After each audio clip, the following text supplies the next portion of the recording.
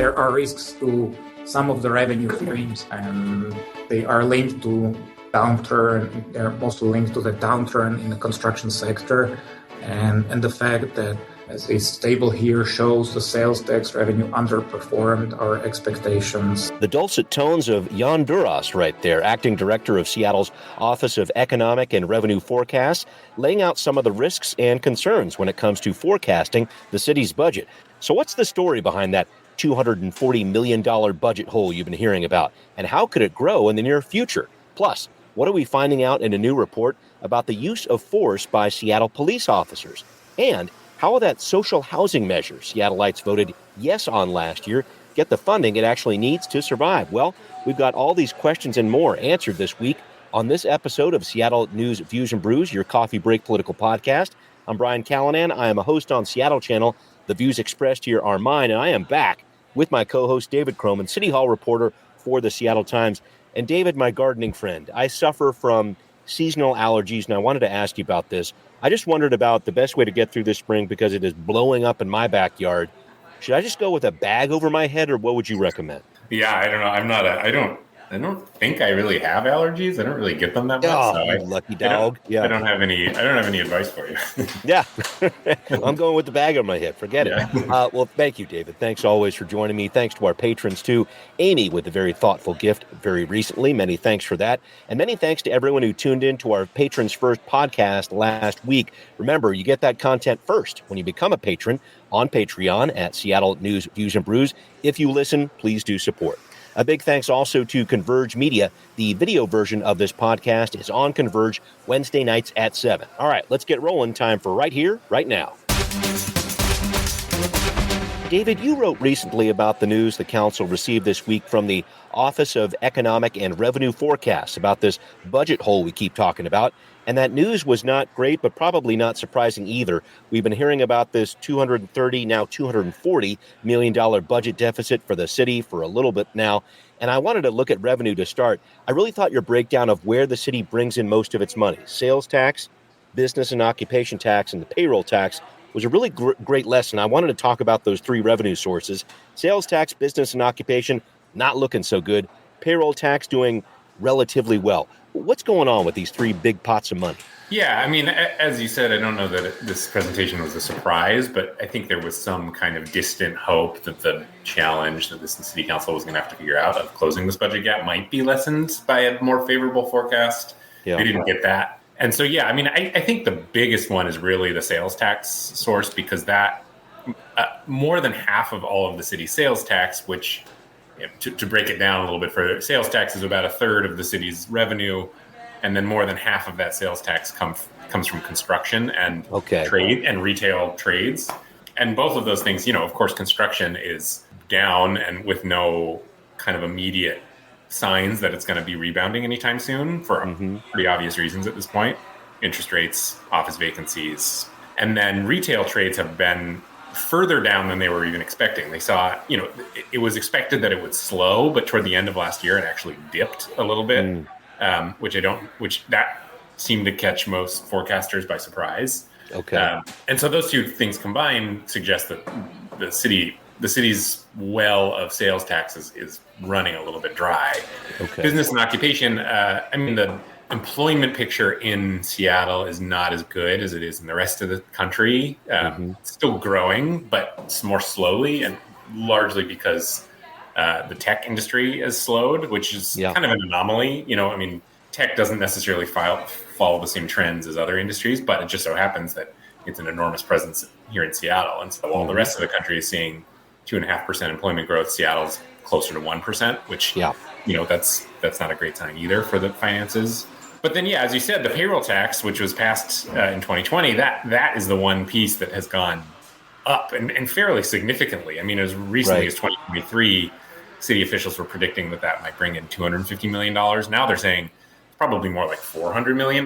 So that's quite the jump. And it's basically because the stocks of the companies that those payroll taxes hit are doing well, because a lot of employee because it's a payroll tax, so it's based off of employee compensation. A lot of employee compensation of these companies is tied to the stock price. So as those have gone up, so too have the forecasts. Right. And looking at that, though, when I hear stock market, at least, I think volatility as well. And that's a piece of the picture here as well with the payroll tax, sometimes called the jumpstart tax by some of its supporters. Yeah, so the range of predictions for the sales and business and occupation taxes is fairly narrow. It's somewhere between 300 and 350 million dollars or so Okay. of what they would bring in. The range of predictions for the payroll tax is much bigger. It's like it could be as little as 300 some million dollars and as high as 500 million dollars, which goes to show, as you said, I mean, it's unlike business and occupation where there's like hundreds and hundreds of businesses paying into this.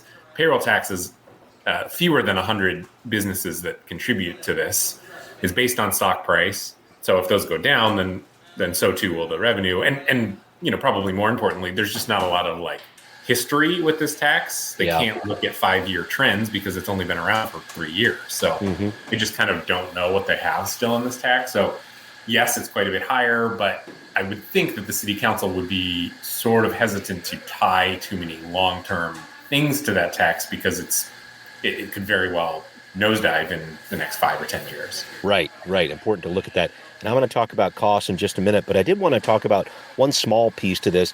The setup of the Office of Economic and Revenue Forecast is a relatively recent one for the City Council, established in 2021. It was meant to take any political power out of the equation here, as I saw this, David. The mayor and council both have representation essentially within this office. I know this was an issue in the Durkin administration, at least when the council and Mayor Durkin were fighting with each other, some power struggles over these economic forecasts. Are we seeing less of that with this new office established, David? Do you have a feel for that? I don't. I mean, I can say more generally that there's less sort of politicking between the mayor's office and the city council. And that was true, by the way, even with the last city council, which was, of course, much more progressive and had reason perhaps to be kind of at odds with the Harrell administration, but they never really were to the same level that they were with the Durkin administration. I think a lot of it just had to do around, the previous council would give money to something and then the Durkin administration wouldn't spend it. And so that was where some of this budget independence came from. I'm not sure that they would have done that if it hadn't already existed under the Harrell administration, because they just didn't have that problem. And now with the new city council, they're even more in lockstep than they were before. So there does have a little bit of a feeling of redundancy right now, but I suppose long term, you don't count on the city council and the mayor's office having as good of a relationship with each other as they do right now forever. So, it's not to say that it's not going to be useful eventually, but right now it's not like you're seeing council members doubting what the mayor's budget office is telling them in the way that maybe they did a little bit more in 2021. Fair. I wanted to talk about what happens in terms of costs for this budget. And one big cost is, of course, salaries. And more specifically, I wanted to talk about what's happening with police salaries, the Police Officers Guild contract.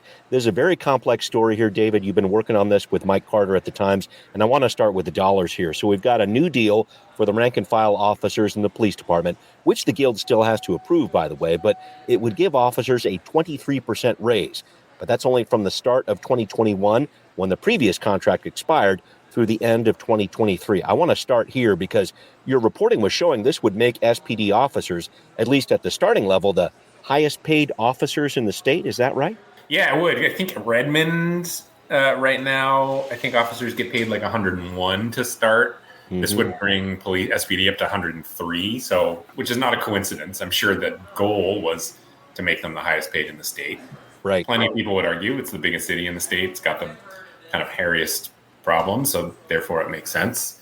And, a lot of this has to do with recruitment. And so if your goal is to recruit new officers, you kind of want the talking point of saying, if you come here, you're going to make more than you do anywhere else in the state, compared to 29th in the state currently at $83,000, which, say what you will about the police department, it's sort of amazing that the Seattle Police Department the starting salary there is less than what was it, Pasco or something. I think Sumner and some smaller towns that are paying better than Seattle. I think Bainbridge Island, for example, you could make more money.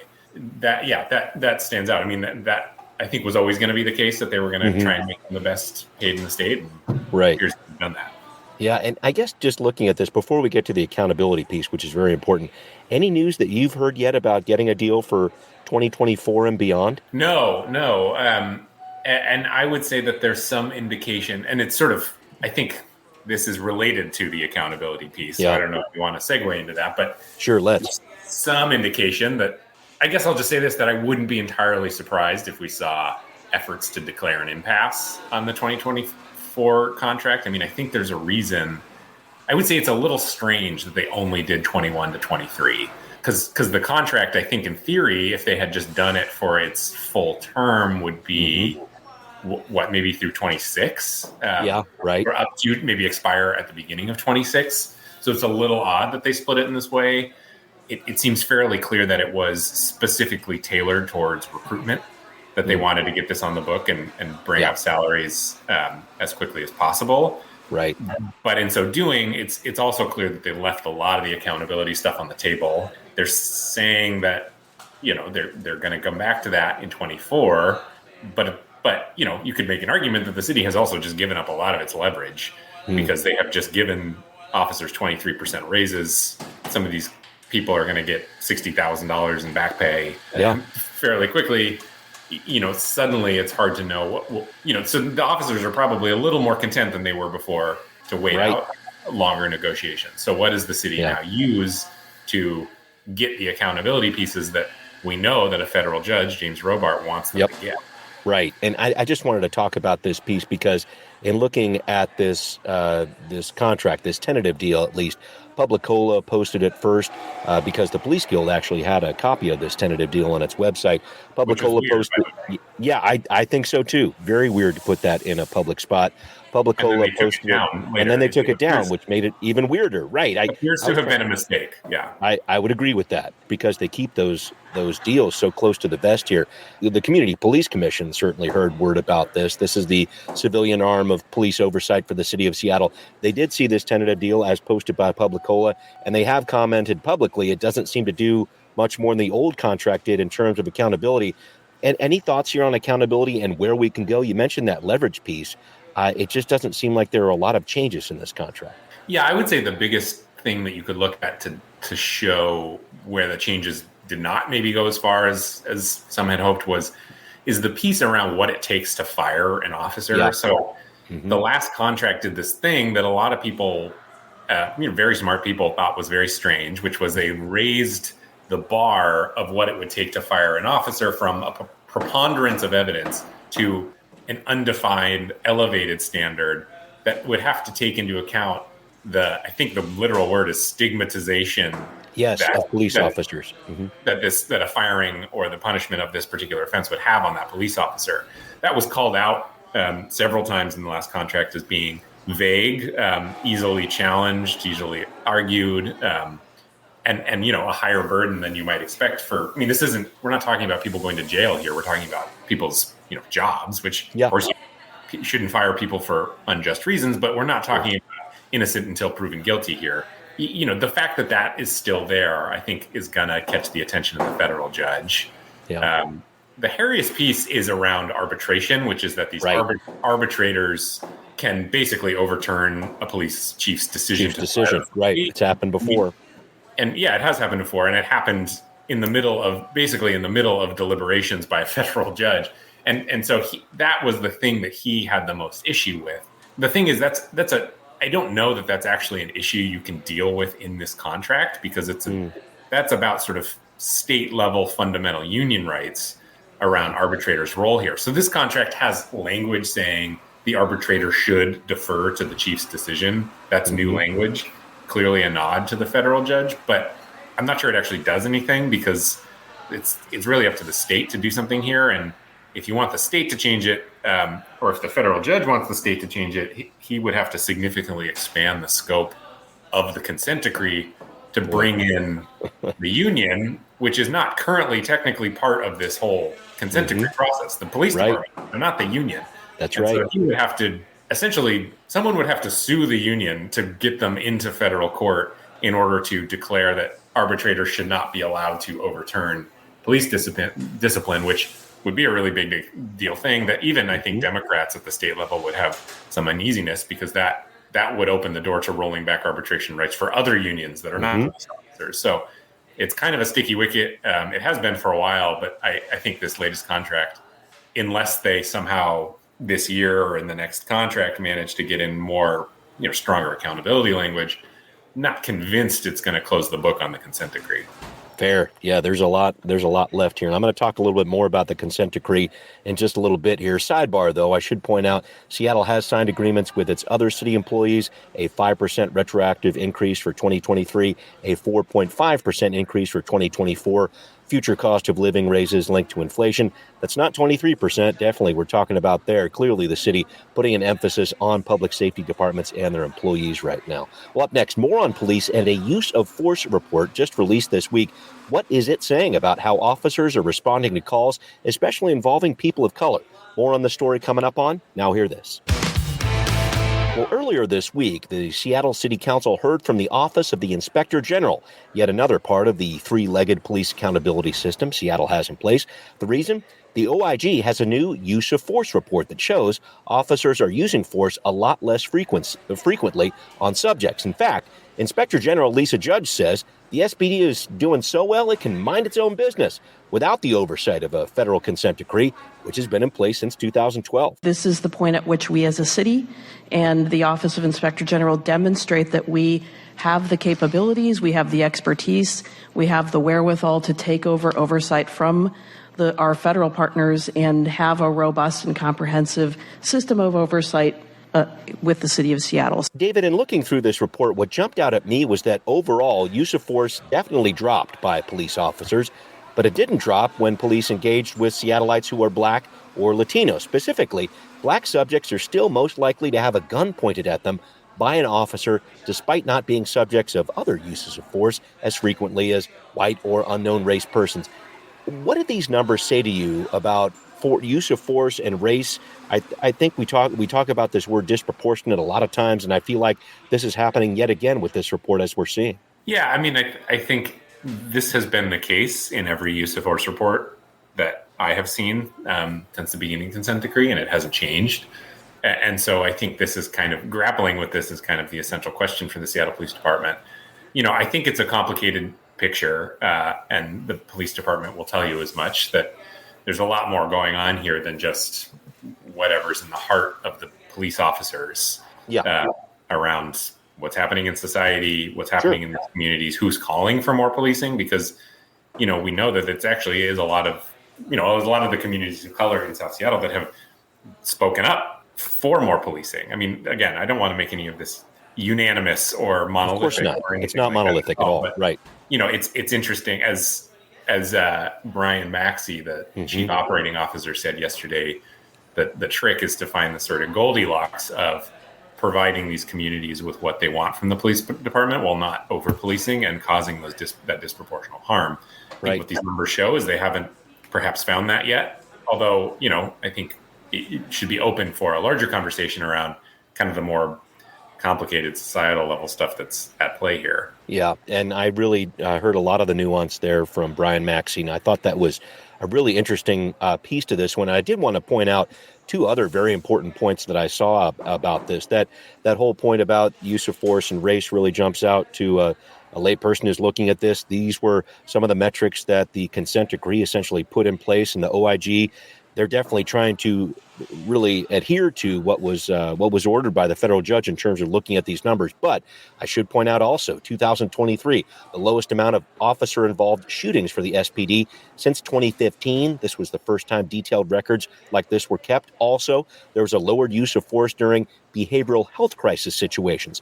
No shootings or other serious bodily harm in these cases in 2023 for the first time since 2015. So definitely some changes are happening here. But back to this consent decree piece, as we have talked about before, most of it has been lifted, but the parts about crowd control and police accountability remain in place.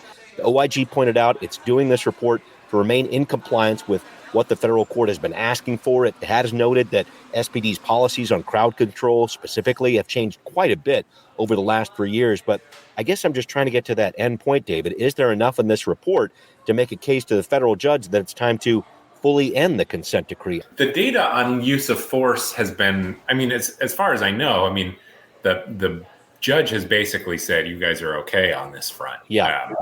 As far as use of force goes, or as far as patterns of bias goes, which are really the kind of underpinnings of the consent decree to begin with. Yes.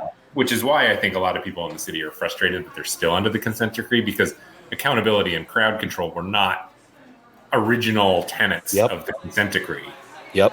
But that said, the judge has made it very clear that he thinks it's important to, establishing trust, that there's a strong accountability system, and until that exists, he is not the kind of judge, as far as what I know about him, that will give up on something because he's kind of tired of it or whatever. Yeah. He's a federal judge for a reason. If he says he wants something, he's probably going to hang on until he gets it. Yeah. So yeah, I think the news in this around use of force, that has already been presented in several forums and over a while, long enough now that the judge has basically drawn a conclusion that there has been real improvement here. And yes. The department has made enough progress to be under the consent decree from that particular spot, but it does still just boil down to this accountability piece, which goes right back to the contract we were just talking about. Yeah, I know. And I feel like the crowd control, there has been some improvement there as well, but certainly the unrest of 2020 added some more fodder there for the judge to be looking at. I did want to move on to another issue here with you, David, because it's transportation time for the city of Seattle, specifically the Move Seattle Transportation Levy that voters will be seeing in November, which provides about 30% of the Seattle Department of Transportation budget. So the mayor unveiled this late last week. It's the biggest levy in city history, $1.35 billion. Works out to about $12 more per month for the median homeowner. And I know when you start using billion with a B, it looks like a lot. But David, this feels a lot like the housing levy in talking about this, because the buying power of $1 billion+ with inflation means we probably won't see much more of an increase in what this levy is able to do. Is that right? Yeah, we talk about this is a record levy, but if you were to adjust for inflation, it's probably not actually a record levy. It's probably about the same size as the last levy, at least as far as what's annually put out, because it's both $1.35 billion and it's only 8 years as opposed to $930 million. That's a good point. Yeah. And you can see that in some of what is being proposed here, which is not altogether that different than what's happening right now. For example, sidewalks. We keep hearing about sidewalks. Yep. And how important it is. And, there seems to be agreement even between the left and the more moderate people on city council that we should invest in sidewalks. Well, the proposal in what we've seen so far continues the exact same pace of building sidewalks. So not to say we have stopped building sidewalks, but if your concern was it's going to take us 400 years to build sidewalks in the whole city, well, it's still going to take us 400 years to do that. So that's just one example of how I think what this levy is doing is really saying, let us continue what we're doing right now. And, that includes new projects around bike lanes and new paving projects and some transit improvements. But it's not like this levy opens up vast new possibilities, like, say, maybe a downtown streetcar or something like that. Right. Because it is basically, I would say, in real world terms, the same size as the levy that's about to expire. I know that Transportation Committee Chair Rob Saka says he's going to work on reviewing and improving this, but we will have to see what changes, if any, substantial changes might happen to this. All right, well, coming up, a challenge in funding for that social housing measure that a lot of Seattleites voted for last year. We're talking about what's going on with this, the future of this measure, the Public Development Authority. That's up on What's Next. Well, a heads up here, folks. We will be back answering our patrons' questions next week. Blake sent in a great question. Thank you, Blake. Thanks for being a patron. We'll have an answer for you next week, I promise. Please send those questions our way at Seattle News, Views, and Brews. Spell it out at gmail.com. But, David, I wanted to finish up with what's next for the social housing measure that we all voted for in terms of Seattleites here, voted into existence last year. So the vote was to establish it, not fund it. And before people go crazy on that, the folks from House Our Neighbors point out that initiatives in our state can only have one topic, or else they're not constitutional. They don't hold water. But now this Public Development Authority that was established by the yes vote on I-135 is having some financial issues. Can you break down what's going on? Yeah, so the part of the initiative was the cost associated with the initiative was money from the city of Seattle to help them get set up administratively. But at the time, Mayor Harrell said, we'll do that, but we can't. So it was passed in February of 2023. Right. Harrell said, we'll do that, but we can't do it until basically November of 2023. So however many months that is, nine months later, which, the housing developer was saying, hey, that's not going to work for us because we want to get going on this soon. The state then came in and said, well, we'll give you $200,000 or $180,000 $180,000, right. Help you get going. And so they said, great, that should get us going. But the speed of bureaucracy comes for us all. And so, the housing developer was expecting that they would see this money maybe in August. Mm-hmm. And as it turned out, they're only getting it like this month. I think they got it a week or two ago. And there's some reasons for that. I mean, partially because the standards that the state has for releasing money are fairly high. They want to see, hey, what's your work plan? What are you going to do here? The housing developer says, well, we'd love to tell you, but we don't have anyone on staff to make it. We'll work it out if we don't have the money. Right. Yeah. Chicken egg type deal. Right. Exactly. Which the state itself, the State Department of Commerce acknowledges, this is a chicken and egg problem. They have apparently kind of worked that out now. And then there were a few administrative delays too. They've apparently sort of worked that out now to get them at least $85,000 to get going on this. But in the meantime, the board members of this are supposed to be paid. They haven't been able to pay the recruitment firm that they're using to hire a CEO, let alone hire a CEO. They don't have a CFO. They don't really have a website. There's this very bare bones website, but it doesn't really provide anything substantive. And so they just don't have any of the basic trappings set up, which has some real world implications because, they're a government entity. They have to, for example, comply with Open Public Meetings Act and Public Records Act, and they have not been able to do that. But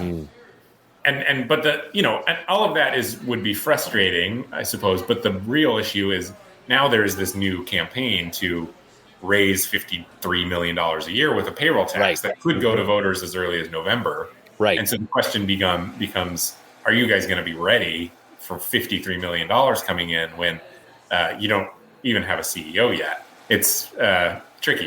Another chicken egg type proposal, I guess, for voters here. I've talked a little bit with the group Tech for Housing, which was behind I-135 last year in terms of gathering signatures, et cetera. It looks like they're trying to gather those signatures through early June here, have this ready for the November ballot. But I did want to talk about this a little further. I think that's the question a lot of people are asking. It's like, all right, well, we voted for this, but now you don't have your act together and now you want all this money. And I just wonder how this is going to go, because if they don't have this work plan, if they don't have a CEO in place, I don't know how appetizing that looks to voters out there. Yeah, no, I mean, I think it's a real concern, especially because it's going to run parallel to the transportation levy. So there's going to be questions. There's already going to be one fairly significant tax question on the ballot. Yep. I think the counter argument would be this is really not going to affect normal everyday people in Seattle because it's going to be the big companies that are paying employees $1 million a year.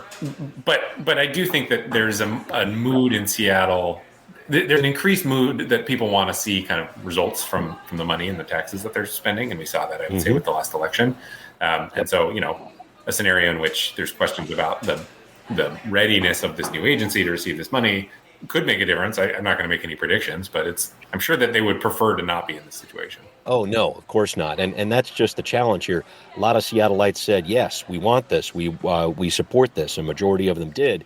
But now comes the question of paying for it. And I think, gosh, in between the different bureaucracy that's going on here and the challenges and in terms of putting this on the ballot, there's a lot still ahead with this one. So I'm eager to see it. And I guess underpinning all of this is we could actually use some more housing, too. And this PDA certainly was attractive to a lot of voters in that way in terms of providing that workforce housing up to 120% of the area median income. So still a lot to look at here. But I did need to wrap up with you here, David. And I guess I wanted your assessment of the early baseball season here. I knew hitting would be problematic for the Mariners, but the pitching, I kind of thought we had that handled. What's going on, man? What have you been seeing? Yeah, nothing good. I don't know that there's any good takeaways because their losses have been resounding and their wins have been narrow.